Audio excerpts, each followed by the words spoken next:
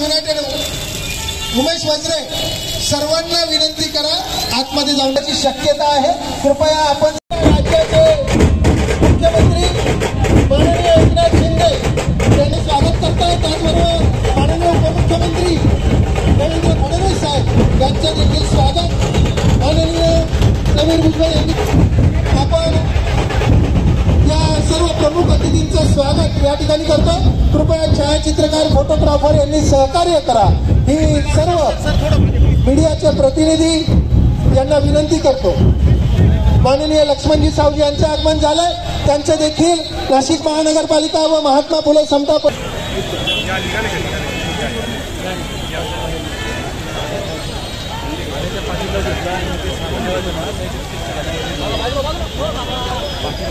स्वागत।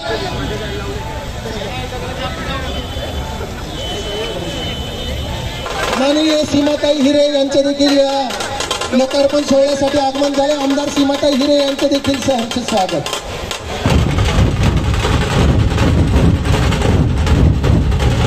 क्रांतीसूर्य Mahatma Jyotiba Phule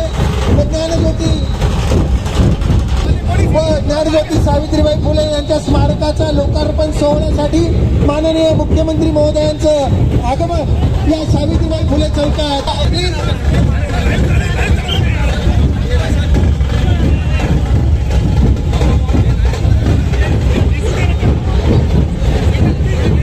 ruby please photographer थोडं मागे सरका।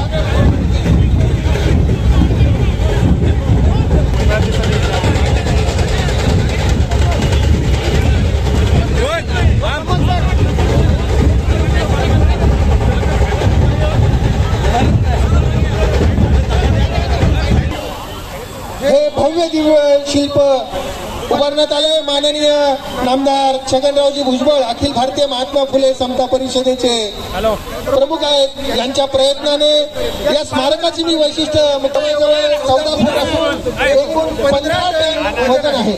हे शिल्प बनविण्यासाठी जवळजवळ 11 महिन्याचा कालावधी लागला। त्याचबरोबर 8 फूट कॉन्क्रीटीकरणचा चौथरा, आपण हे ग्रॅनाइट बघतोय, हा 8 फूट कॉन्क्रीटीकरणचा वरचा चौथरा आहे। 2710 मीटरवर हे स्मारक आहे। स्मारकातील विद्युत रोषणाईचा वाहतुकीस कोणताही अडथळा होणार नाही।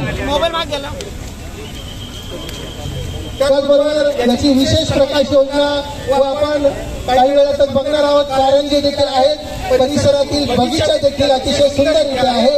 आपल्या शुभ हस्ते हा लोकार्पण सोहळा माननीय मुख्यमंत्री एकनाथ शिंदे साहेब, त्याचबरोबर उपस्थित माननीय उपमुख्यमंत्री देवेंद्र फडणवीस साहेब यांच्या प्रमुख उपस्थितीत हा उद्घाटन सोहळा संपन्न होईल।